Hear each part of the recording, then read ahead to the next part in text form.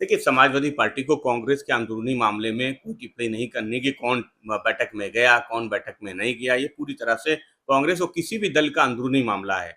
किसको बैठक में बुलाते हैं, कौन बैठक में पहुंचता है। समाजवादी पार्टी समझती पंजाब में चुनाव है और गैर भाजपाई सरकार पंजाब में बननी चाहिए।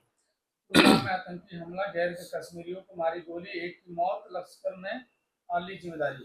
देखिए, समाजवादी पार्टी इस घटना की घोर निंदा करती है। जिन परिवार ने अपने को खोया उनके प्रति घोर संवेदनाएं व्यक्त करती है और ये सरकार की जिम्मेदारी है कि जम्मू कश्मीर में रहने वाले गरीब किसान मजदूर उनको सुरक्षा प्रदान करें। भाजपा की सरकार में इस तरह की घटनाएं, आतंकी घटनाएं लगातार बढ़ी हैं। भारतीय जनता पार्टी की सरकार बड़े बड़े दावे करती है, लेकिन भाजपा की सरकार आंतरिक और बाहरी सुरक्षा देने में पूरी तरह से विफल है। पुलिस के अधिकारी कांवरियों पर का पैर दबाते दिखते हैं, क्या ये आचरण नियमावली के अनुरूप है? क्या उन पर हेलीकॉप्टर से फूलों की वर्षा ठीक है? क्या राज्य को धर्म के मामलों में दूर रहना चाहिए? कैसे आप देखते हैं? इसका सवाल है ये।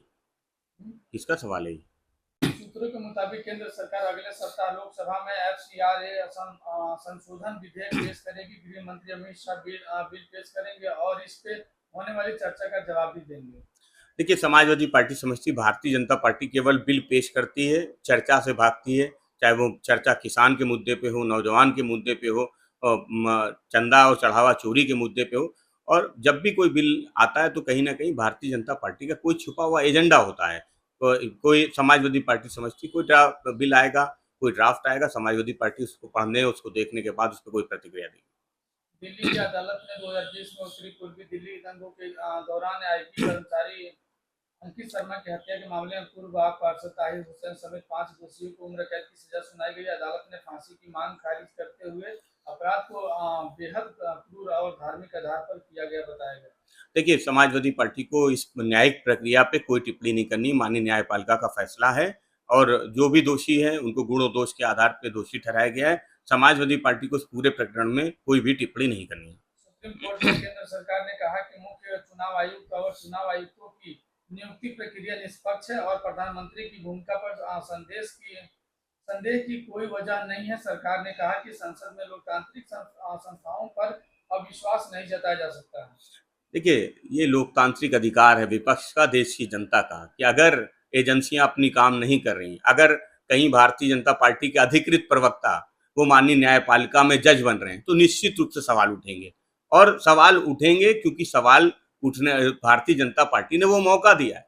समाजवादी पार्टी समझती है कि लोकतंत्र में असहमति का निश्चित रूप से स्थान है और अगर कहीं पे कुछ गलतियां नजर आ रही हैं, कुछ कमियां नजर आ रही हैं तो विपक्ष अपनी लोकतांत्रिक जिम्मेदारी को निभा। मैं बच्चों को माफ करना चाहता हूँ, बचपन में गलतियां हो जाती हैं। पीएम मोदी ने जारी किया नया वीडियो, से कैसे देखते हैं आप? देखिए, पूरे देश का नौजवान सड़क पे था। आखिर वो सड़क पे था क्यों?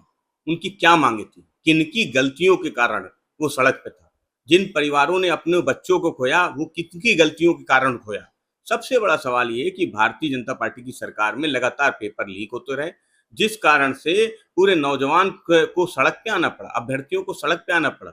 तो सरकार को उन परिवारों से निश्चित रूप से खेद प्रकट करना चाहिए, माफी मांगनी चाहिए जिन परिवारों ने अपने बच्चों को खोया है। और प्रधानमंत्री जी ने उन आंदोलनकारी बच्चों को जिनकी भाषा के कारण, कुछ टिप्पणियों के कारण उनको माफ किया। समाजवादी पार्टी समझती है उन बच्चों ने भी अपनी माफी मांग ली है। लेकिन लोकतंत्र में ये सवाल बड़ा है कि आखिर नौजवानों को सड़क पे क्यों आना पड़ा? 19 की कमर्शियल एलपीजी सिलेंडर के दाम में कटौती हुई है, सर कैसे देखते हैं? देखिए, जहाँ कमर्शियल के दाम लगातार सरकार ने बढ़ाए थे, वो केवल 200 रुपए से कीमत को कम करना समाजवादी पार्टी समझती कि आज ज़रूरत थी कि 1000 रुपए कमर्शियल गैस के कम होने चाहिए थे। लेकिन सरकार ने केवल कुछ पैसे कम किए, जबकि जब भी अंतर्राष्ट्रीय मार्केट में कुछ उथल-पुथल होती है, तो सरकार पैसे ज़रूर बढ़ाती है। लेकिन अंतर्राष्ट्रीय मार्केट में जब चीज़ें सस्ती मिलती, गैस, पेट्रोल सस्ता मिलता है, तब सरकार उन बढ़ी हुई कीमतों को वापस नहीं लेती। इसलिए कमर्शियल गैस सिलेंडर में 1000 रुपए की